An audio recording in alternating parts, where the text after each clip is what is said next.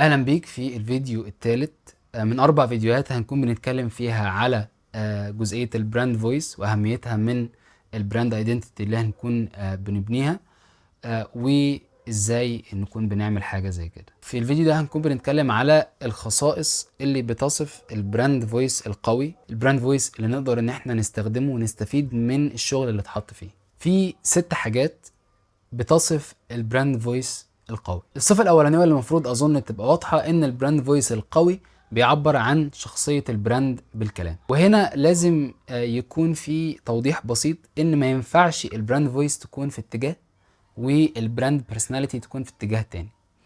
البراند فويس بيطلع من شخصية البراند دايركتلي، لأن it doesn't make any sense إن أنا أكون بتكلم مع براند عنده شخصية وبيتكلم باسلوب مخالف للشخصيه بتاعته.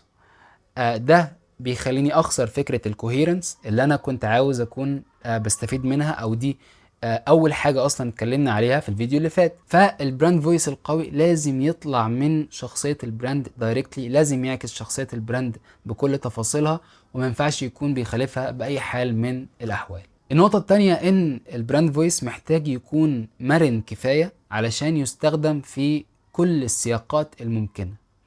البراند فويس مش معمول علشان خاطر الكوبي رايترز والكونتنت كريتورز بس، ومش حاجة بروموشنال، مش حاجة المفروض ان هي تكون تستخدم في الاعلانات وما الى ذلك وخلاص. كل السياقات المختلفة اللي بيتعرض ليها البراند وبيحتاج ان هو يعبر عن نفسه من اي طرف موجود فيه وشغال جوه البراند ده، لازم يكون بيستخدم فيه البراند فويس بشكل كامل ومن غير اي مشكلة.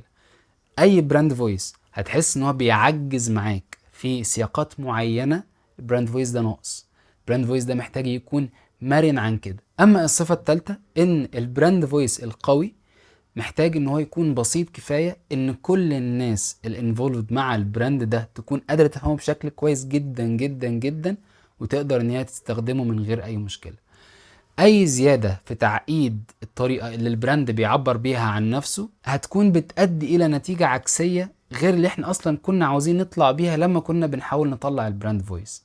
فالبساطة في البراند فويس جايد لاينز شيء مهم جدا جدا جدا. اما النقطة الرابعة ان اي براند فويس جايد لاين كويس المفروض ان هو يكون بيطبق مبادئ الكتابة التجارية الجيدة، good commercial writing.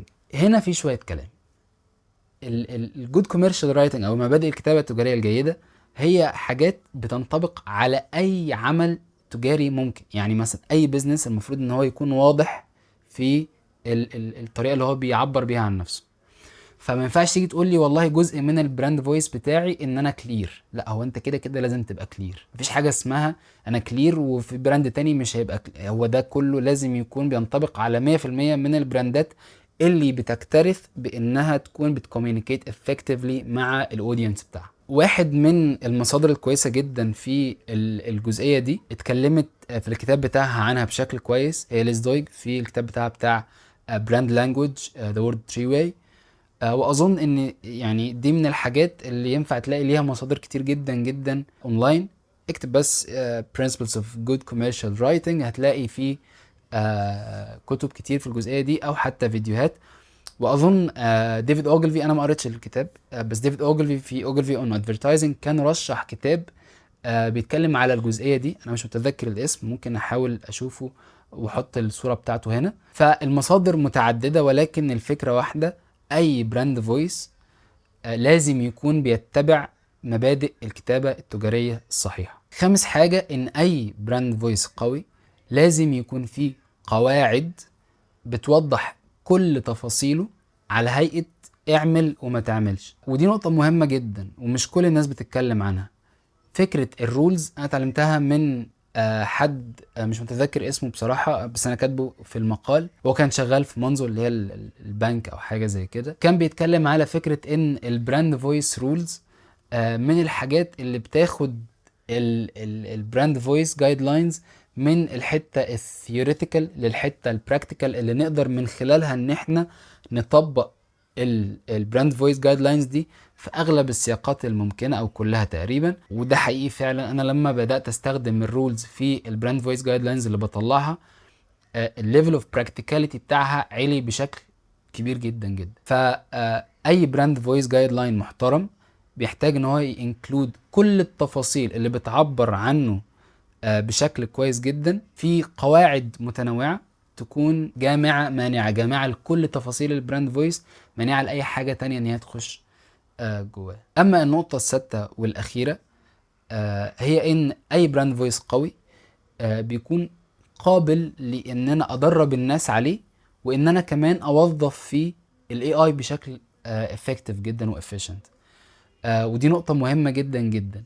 ما ينفعش اكون مطلع براند فويس انا بزعم ان هو قوي، ولكن انا مش قادر ادرب الناس عليه بسبب شيء فيه عوار في البراند فويس جايد لاينز دي، او ان انا مش عارف اطلع منه نتائج كويسة لما افيدت للاي اي.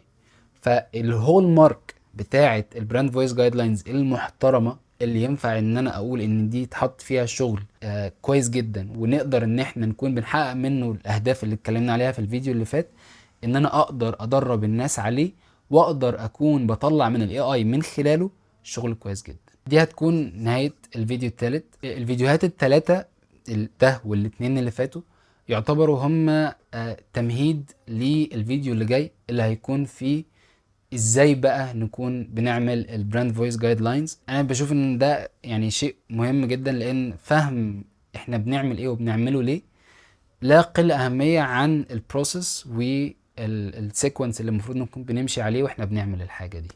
فان شاء الله اشوفكم الفيديو الجاي.